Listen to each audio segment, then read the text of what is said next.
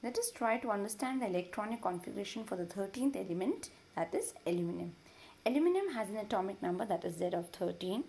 Therefore, the number of electrons as per the formula is also 13.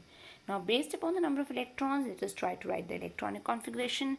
We know that the electrons are always filled in a stepwise manner in different shells, and there is a maximum number of electrons which can be filled in a specific shell. So, based upon this, we know that the K shell can have a maximum of 2 electrons. You put 2 electrons in the K shell, 8 electrons in the L shell, and the remaining 3 electrons out of the total of 13 electrons in the M shell. So, K2, L8, M3, or we can write it as 2, 8, 3. So these are the two ways in which we can write the correct electronic configuration for aluminium.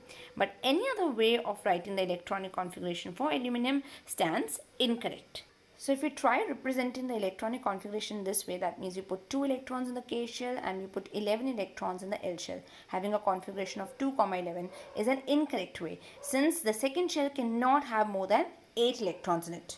Or if we try doing an arrangement in this form, that is we put 2 electrons in the K shell, 10 electrons in the L shell and 1 electron in the M shell. This is again a wrong way, since again here in the L shell there are more than 8 electrons.